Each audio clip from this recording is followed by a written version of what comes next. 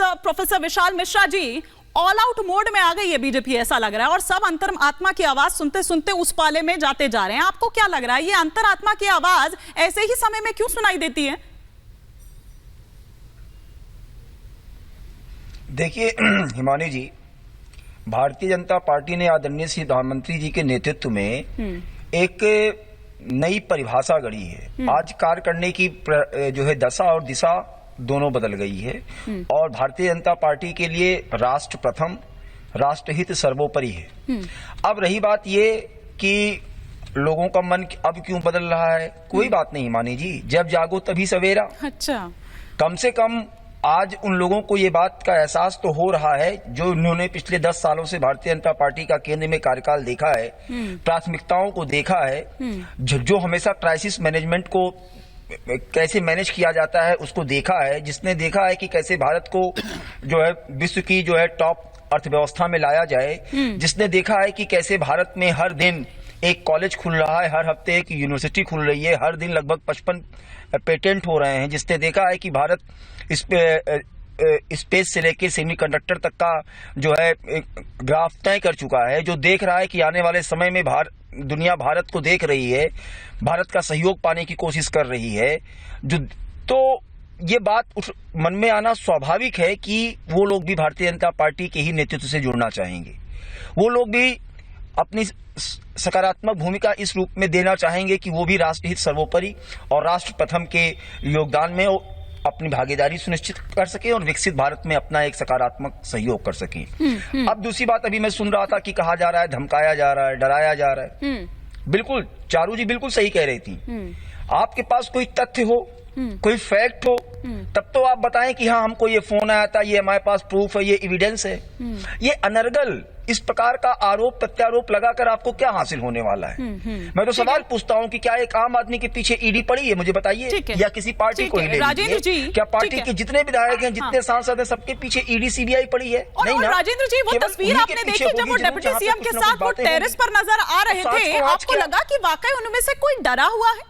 एक तस्वीर तो वो थी जो ट्वीट की अखिलेश यादव ने, उस पर बाद में आऊंगी, लेकिन पहले इस तस्वीर पर आऊंगी। जितने बागी आ रही हूँ प्रोफेसर विशाल, आ रही हूँ। राजेंद्र जी से मेरा सवाल है, आपको लगा इसमें कोई भी डरा हुआ? और आप दोष भारतीय जनता पार्टी को दे रहे हैं, भारतीय जनता पार्टी डरा रही है। ठीक सर, आ रही हूँ। जनता है, ये जनता जनार्दन होती है, वो जनता सब देख रही है। ठीक है राजेंद्र जी।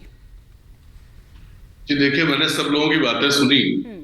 ट्रेलर की बात हो रही है, तो ट्रेलर नहीं है, पूरा सीरियल चल रहा है, जो महाराष्ट्र में चला, कर्नाटक में चला, मध्य प्रदेश में चला, गोवा में चला, मेघालय में चला, हर जगह चलता रहा है ट्रेलर। झारखंड में चलाने की कोशिश की गई, बिहार में चला, तो ये ट्रेलर नहीं है, सीरियल चल रहा है। तो इसे ये कहना ये पूरी फिल्म है। दूसरी बात ये कि भारतीय जनता पार्टी को लेकर के ठीक है, उनके पास बहुमत है, लेकिन उनको वोट 38% लोगों ने ही दिया है। क्या माना जाए 62% लोग इस देश के देशद्रोही हैं, देश विरोधी हैं। वो जिनको वोट देते हैं वो गलत करते हैं, वो देश के साथ प्रेम नहीं करते हैं, देश का हित नहीं सोचते। पहली बात। दूसरी बात, जो ये आप कह रहे हैं कि सब इंडिया गठबंधन सब खत्म हो गया और कांग्रेस का ये हो गया वो हो गया, तो देखिए अब जो स्थिति है उसमें नेता के जाने से क्या वोट भी चला जाएगा?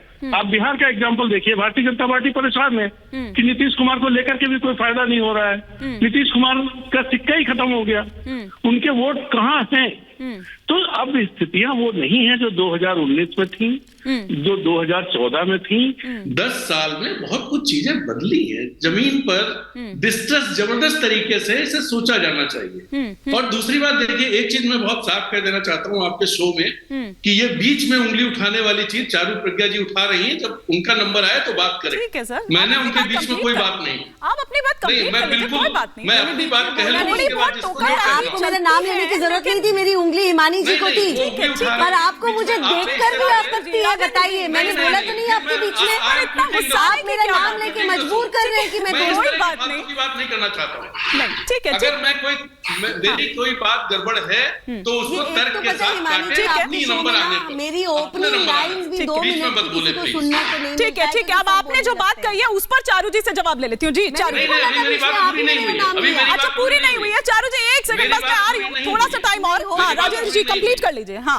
हाँ, मैं बिहार की बात कह रहा था। और उसके बाद जितने डेटा पिछले दिनों आए, आप देख लीजिए, डेटा के अलावा जो फैसले सुप्रीम कोर्ट ने इलेक्टोरल बॉन्ड पे फैसला दिया, न्यूज लॉन्ड्री, न्यूज मिनट में एक रिपोर्ट आई है, उन सब चीजों, ठीक है वो मीडिया पर नहीं आता है, अखबारों में नहीं छपता है, इसका मतलब ये नहीं कि लोगों तक नहीं जाता है। बहुत सारी चीजें हैं जो हो रही हैं और लोगों के बीच जा रही हैं। अब जवाब ले लेते हैं। मैं एक जर्नलिस्ट के तौर पे बात कर रहा हूँ, ना मैं किसी पार्टी के प्रवक्ता के तौर पे बात कर रहा हूँ, कुछ भी नहीं इस तरह की बात। इसका किसी के पास जवाब हो दे।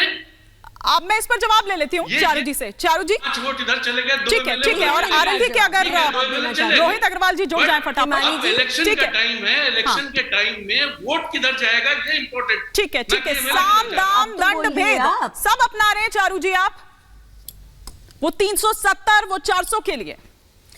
हिमानी जी देखिए, कमाल की बात नहीं, आपको एक कमाल की बात मैं बताती हूँ। अगर सुप्रीम कोर्ट कोई निर्णय ले जो सरकार के खिलाफ हो या भाजपा के खिलाफ हो तो ये कहते हैं वाह वाह सुप्रीम कोर्ट, लेकिन अगर सुप्रीम कोर्ट कोई निर्णय ले जो भाजपा के फेवर में हो, ये कहते हैं सुप्रीम कोर्ट बिका हुआ है। अब आप इनकी खुद की सोच देख लीजिए, कैसे एक्सपोज होते चले जाते हैं। आज तक किसी भी भाजपा के कार्यकर्ता या सपोर्टर के मुंह से आपने सुना है कि हम सुप्रीम कोर्ट के किसी भी आदेश की इज्जत नहीं करते। यही आपको फर्क दिखाता है भाजपा में और ये बाकी सारे लोगों में। दूसरी बात जो ये बोल रहे हैं कि आप बीच में बोले या हमारे बीच में आपने जवाब दिया, मेरी कोई गलती नहीं है हिमानी जी। अगर आपने मेरे सामने 3 प्रवक्ता दूसरी पार्टियों के बिठा रखे हैं भाजपा के बारे में, तो मुझे ही बोलना होगा। सपा के खिलाफ भी जवाब हम ही देंगे और कांग्रेस के खिलाफ भी जवाब हम ही देंगे। जो हमको परसेंटेज बता रहे हैं कि मोदी जी कितने % वोट पे प्रधानमंत्री बने, मैं उनको याद दिला देती हूँ कि 28% वोट भी नहीं मिले थे कांग्रेस पार्टी को जब यूपीए की सरकार थी। यही हमारे देश की डेमोक्रेसी है। डेमोक्रेसी की आप इज्जत करना सीखते तो आपको पता चलता है, इसी को हम लोकतंत्र कहते हैं, इसी को डेमोक्रेसी कहते हैं। आंकड़ों की जो आदमी बात कर रहा है ना, उसको जमीनी आंकड़े भी देखने पड़ेंगे। आप लोगों के बड़े नेताओं के गांव तक भी सड़क, बिजली, पानी पहुंचाने का काम जब भाजपा सरकार करेगी तो उस गांव में रहने वाले लोग ना वोट योगी और मोदी को ही देने वाले हैं। वो उन लोगों को वोट नहीं देंगे जो उनके ऊपर खड़े होकर राजनीति तो अच्छा, एक बात बता दीजिए चारू जी, लेकिन उनके लिए काम चारू जी, इनकी अंतरात्मा ने तो जो कहा, उन्होंने पाला बदल लिया, क्रॉस वोटिंग कर दी। और राजा भैया ने जो पाला बदला, क्योंकि ये माना जा रहा था कि सपा से भी बात हो रही है और इधर आप लोगों से भी बात हो रही है, तो उन्होंने ऐलान कर दिया, एक धमाका कर दिया। तो उनकी कौन सी अंतरात्मा की आवाज थी? क्योंकि ये माना जा रहा है कि वो जो जिया उल हक वाला केस है उसकी चाबी थोड़ी सी टाइट कर दी थी। देखिए हिमानी जी, ये बार बार प्रश्न भाजपा के सब लोगों के सामने आता है। मैं आपको एक चीज बता देती हूँ, जो भी इन्वेस्टिगेशन चल रहा है, कहीं पर भी कोई भी एजेंसी, कोई जांच एजेंसी काम कर रही है, वो राजनीति से परे है। अगर आपके ऊपर कोई इन्वेस्टिगेशन चल रहा है, वो चलता रहेगा और ये किसी को भी भ्रम नहीं है कि इन्वेस्टिगेशन रुक जाता होगा।